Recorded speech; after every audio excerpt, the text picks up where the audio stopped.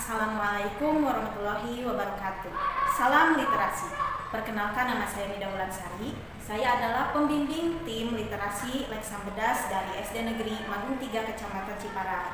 Saya juga di sini adalah wali kelas 4. Pada kesempatan kali ini, saya akan mereview sebuah buku yang berjudul Tekad Pemulung Cilik.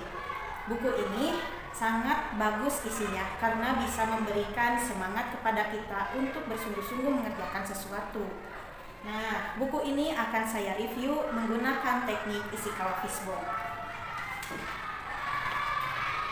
Pada bagian ekor dari fishbone ini, kita mengetahui bahwa judul bukunya adalah Tekad Pemulung Cilik yang ditulis oleh Dr. Andes Ahmad Safari dan diterbitkan oleh Karunia pada tahun 2019. Dan jumlah halamannya adalah 83 halaman.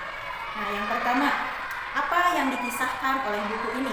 Buku ini menceritakan seorang anak yang bernama Ari, yang dimana dia adalah seorang pemulung. Walaupun pemulung, ia tidak berhenti sekolah. Ia mengerjakan pekerjaannya setelah pulang sekolah. Nah, Ari ini sangat berjasa untuk kota Surabaya. Karena kenapa? Kita akan mengetahuinya dalam cerita yang selanjutnya. Nah, mengapa kejadian tersebut terjadi? Hari ini, selain mencari nafkah dengan membantu ayahnya Pak Dawa memulung, ia juga memiliki niat baik lainnya ketika memulung, yaitu ia ingin membersihkan nama pemulung di masyarakat. Bagaimana maksudnya? Nah, hari ini selalu memperhatikan bahwa di masyarakat pemulung selalu dipandang sebelah mata, karena masyarakat menganggap pemulung ini selain mengumpulkan barang bekas, juga suka mencuri barang bekas milik warga yang belum dibuang. Nah, hari ini ingin membersihkan nama pemulung dari gambaran tersebut, karena Ari yakin bahwa pemulung ini adalah salah satu pekerjaan yang baik, halal, dan juga mempunyai derajat yang sama di masyarakat. Nah, bagaimana kejadian itu terjadi? Di sini, Ari adalah anak dari Pak Dawam dan Bu Dawam yang masih duduk di kelas 6 SD Keputran 02. Ari memiliki seorang adik yang bernama Tuti. Tuti masih duduk di kelas 3.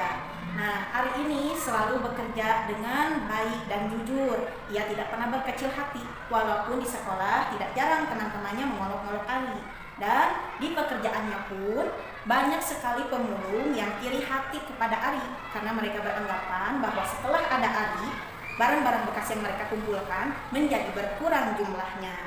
Sampai ada orang yang mengajak Ari untuk bertengkar, berantem, tapi Ari tidak gentar. Ari tetap sabar, tetap ikhlas dengan pekerjaannya dan tidak terpancing emosi seperti itu.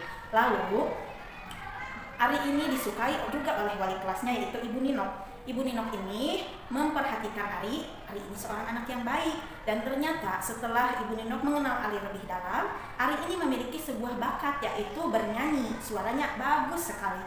Nah, Ibu Ninok ini selalu melatih Ari untuk bernyanyi pada jam pelajaran kesenian, karena Ibu Ninok berencana menampilkan Ari untuk bernyanyi di panggung ketika pelepasan kelas 6 nanti. Nah, ketika Ari menjalankan aktivitasnya sebagai pemulung sehari-hari, ia juga tidak jarang dituduh sebagai pencuri oleh warga. Tetapi tidak terbukti apa yang dituduhkannya itu kepada Ari, karena Ari tidak memiliki barang yang dituduhkan. Lalu, semakin lama pekerjaan menjadi pemulung ini menjadi semakin sulit karena barang-barang oleh warga tidak langsung dibuang. Biasanya warga sudah pintar dengan menyimpan barang-barang bekas itu untuk dijual sendiri kepada pengumpul barang bekas. Nah, akhirnya Ari dan ayahnya Pak Dawa memutar otak untuk mencari cara lain mendapatkan barang-barang bekas. Akhirnya ia menemukan cara lain, bahwa Ari dan ayahnya ingin menukar barang-barang bekas milik warga ini dengan makanan kecil seperti kerupuk atau permen. Dan dari situ, walaupun belum banyak yang mengetahui teknik tersebut, tapi membuahkan hasil. Karena anak-anak kecil menjadi semangat untuk mengumpulkan barang-barang bekas seperti bekas minuman, botol-botol bekas, dan lain-lain untuk ditukarkan kepada Ari dengan permen. Nah, pada saat pelepasan kelas 6, Ari pun menunjukkan bakatnya dengan menyanyikan 2 lagu. Di sana kebetulan ada seorang orang tua murid yang bekerja sebagai wartawan. Ia melihat bakat Ari, di mana Ari ini bernyanyinya bagus sekali. Kemudian orang tua murid murid tersebut mewawancarai Ari, bagaimana kehidupannya sehari-hari, siapa yang melatih ia bernyanyi, dan lain sebagainya. Akhirnya, cerita tentang Ari ini dimuat di surat kabar pagi, yang kemudian menjadi perbincangan warga Surabaya. Kalau dalam bahasa kita sekarang, Ari itu menjadi viral di Surabaya, ya, karena ceritanya sangat menginspirasi dan berharap bahwa anak-anak mereka bisa mengikuti contoh Ari ini, ya. Nah, selanjutnya surat kabar tersebut juga sampai ke wali kota Surabaya, yaitu yang bernama Bapak Purnomo Kasidi. Bapak Purnomo Kasidi ini bangga ketika membaca cerita tentang Ari, bahwa ternyata masih ada anak muda yang kerja keras seperti Ari. Nah, akhirnya Pak Purnomo Kasidi ini menjadwalkan untuk memberikan penghargaan kepada para pemulung. Akhirnya hal itu terjadi, para pemulung diundang ke sebuah restoran, dan di sana Ari lah yang mewakili para pemulung itu untuk membawa penghargaan. Kenapa mereka diberikan penghargaan? Karena menurut Pak Purnomo Kasidi, para pemulung ini sangat berjasa dalam membersihkan sampah-sampah bekas di kota Surabaya. Nah, seperti itu. Jadi,